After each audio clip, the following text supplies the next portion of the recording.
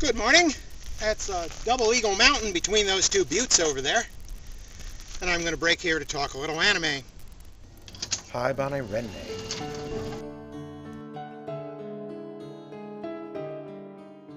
Every now and then I get to see something that's really unique, not just a tweak on some previous paradigm. If it happens to be good too, well then that's really something to rave about. Haibane Renmei is such a breath of fresh air, an ethereal fantasy anime from 2002. Let's look in on the town of Glee. It's a plain and simple town, but it's home to a few very unusual residents. A new girl arrives to the old home, born rather traumatically from a cocoon, already a young woman. She's greeted by a handful of friendly new neighbors, wearing good cheer and smiles, and halos and small feathery wings. They fit their disoriented guest with a newly forged halo of her own, a ring that, at first, doesn't quite want to stay above her head where it's supposed to. Soon, the newcomer's own wings sprout from her back as well, a rather painful process. Once they're cleaned off, they're lovely wings, charcoal feathers. In this case, charcoal refers to the ash-gray color of burned charcoal, not the dark of coal. This new feather is called a haibane. Like all newborn haibane, she has no memory of her past, not even her name. But she knows the language and knows how to do daily tasks such as reading, cooking, or riding a bike. Her fellow haibane ask about the dream she had while in the cocoon, something that's only vaguely remembered. For this newborn, it's a sensation of falling through the sky. From that, they give her name Raka, which means falling. Perhaps this barely recalled dream is some tiny vestige of a past life. The haibane who spends the most time with Raka is named Reki, which means pebble. Reki will explain that in her own cocoon dream, which she doesn't remember well at all, she thought she was walking on a path of small stones, hence her name. Following Raka, this anime will introduce us to the other haibane who live with her in Old Home, and to the adjacent town of Glee. Most of the town of Glee is a human town, but it's surrounded, beyond the farm fields and woods, by a high stone wall that protects the haibane from the unknown world outside. Everyone in Glee seems pleasant, friendly, and cheerful, especially to the haibane.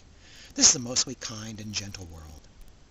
There's a temple outside of town that's home to the Haibane Renmei, a society that cares for the haibane in Glee, though the rules and rituals aren't as familiar as the iconic halos and wings we've seen so far. Reki. Oh, back already. So, are you all finished? Did you see the communicator? Yes, but I got scolded since I couldn't move my wings.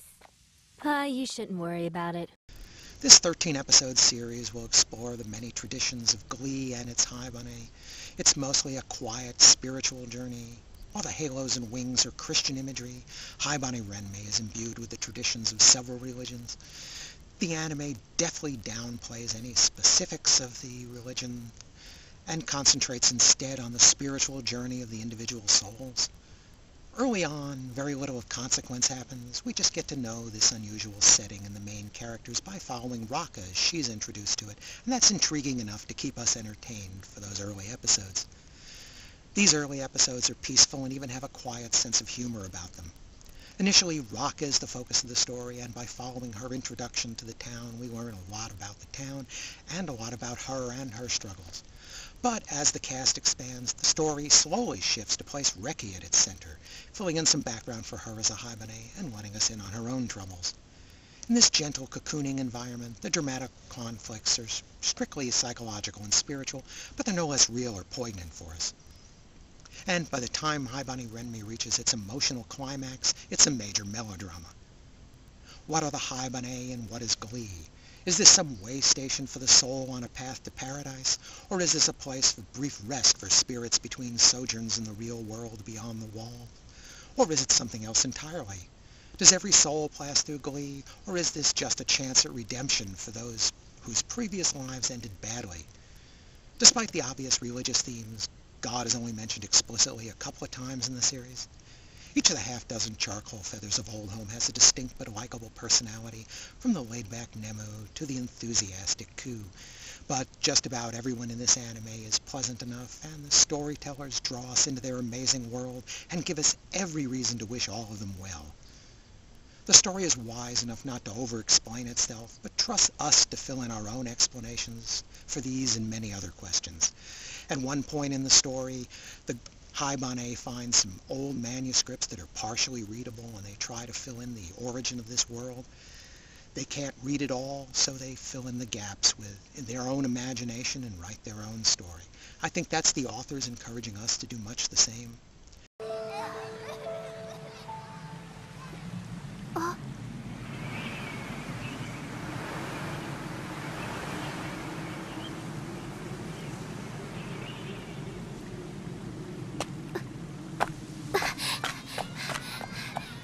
If this anime has any misstep whatsoever, I thought it was the voiceover during the denouement, which is just about the only time it tried to explain anything to us. I think it would have been stronger without that. Haibane Renmei is the creation of Yoshitoshi Abe, who conceived the story as an early amateur work. He also wrote the screenplay for the anime. It's pretty clear this is a personal expression of his. The animation is from Radix, and it's clean and serviceable.